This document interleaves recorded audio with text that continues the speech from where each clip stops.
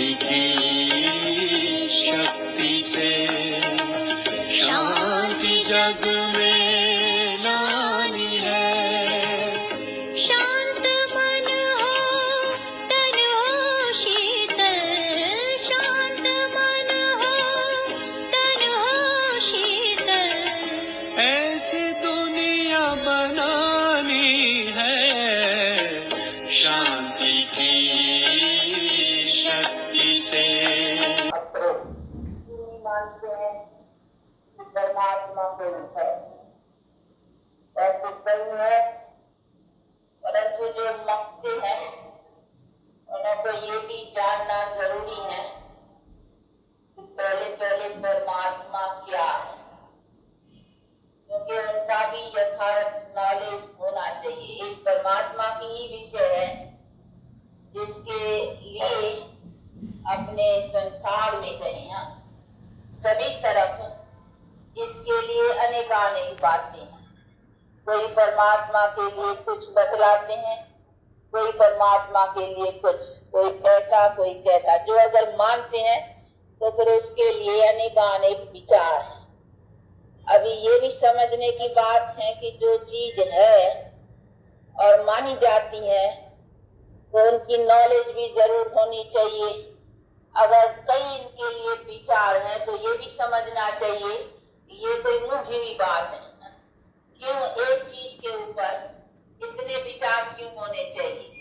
एक आदमी है, ये फलाना है, जैसा है जो है उसके लिए सबके पास एक ही होना चाहिए। भाई ये लॉजी है, इसका ऑक्यूपेशन क्या है, ये कौन है, ये क्या करता है, तो उनका एक ही सबके पास नॉलेज होना चाहिए ना, यानी उनका परिचय।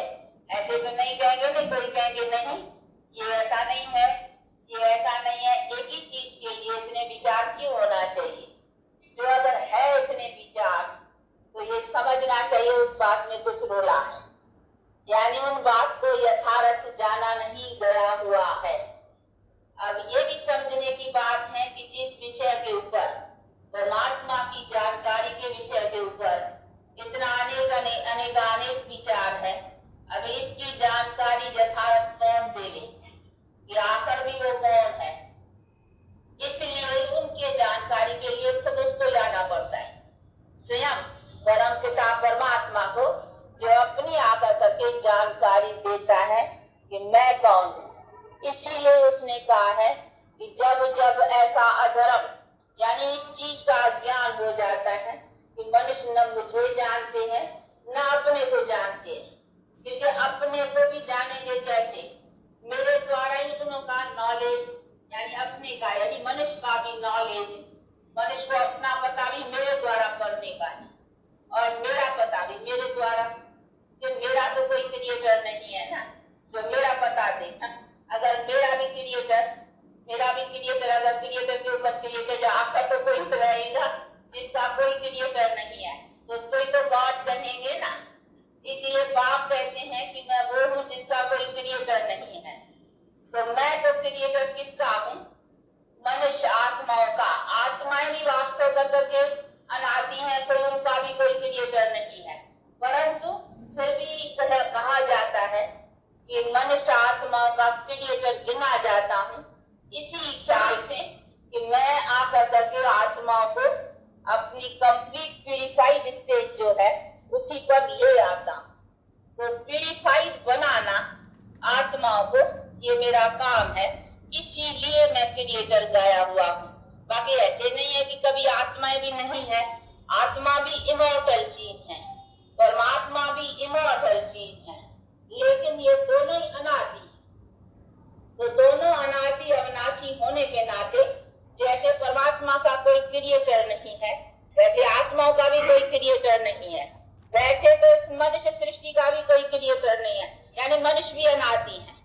तो ऐसे तो कोई चीज का कोई क्रिएटर हुआ ही नहीं, पर तो फिर भी जो उसको क्रिएटर कहा जाता है वो उसी नाते कहा जाता है कि वो आकर करके हम मनुष्य आत्माओं को हमारी जो कंप्लीट स्टेज है, जिसको प्यूरिफाइड स्टेज कहा जाए, उसी पर ले आता है।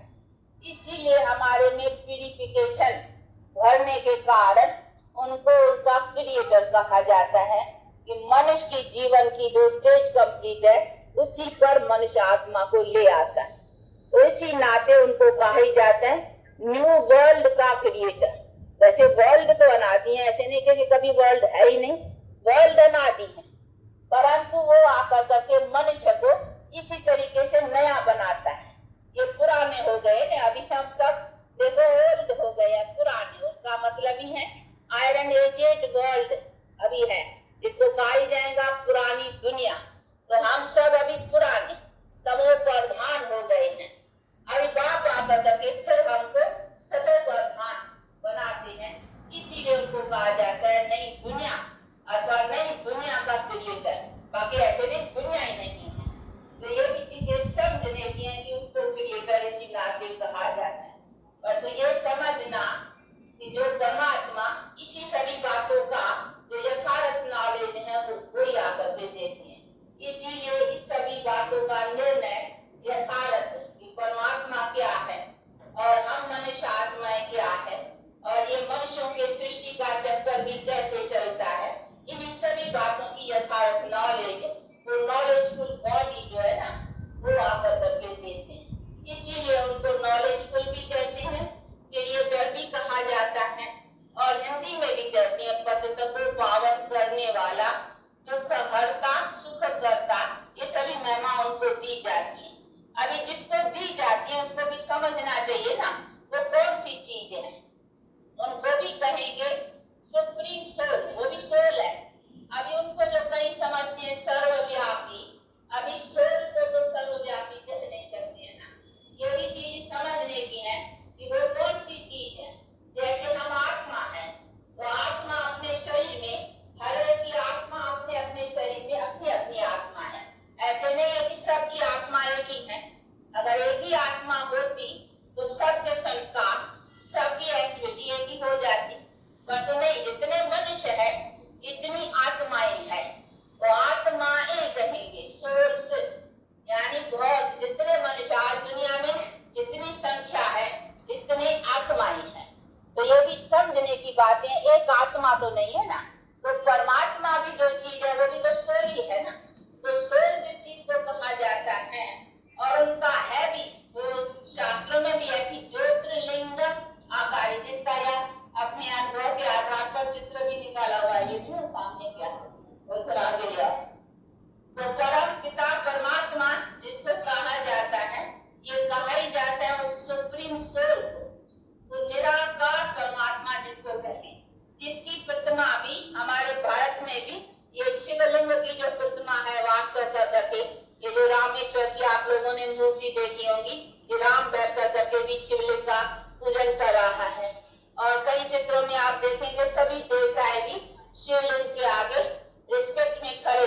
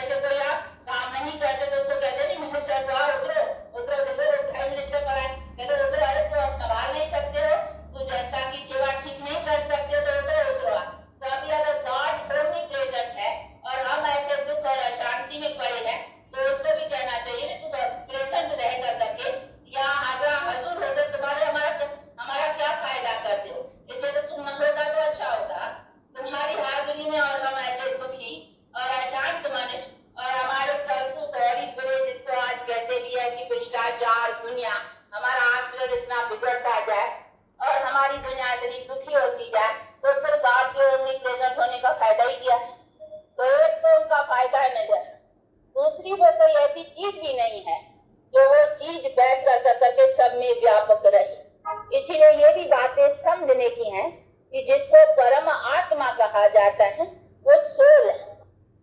उनका अपना नॉलेजफुल, इनमें अपने सभी हम आत्माओं का नॉलेज है कि हम आत्माएं कैसे ऊपर थी, यानी ऊंची थी। ऊपर का मतलब ऐसे नहीं है हम अपने लाइफ में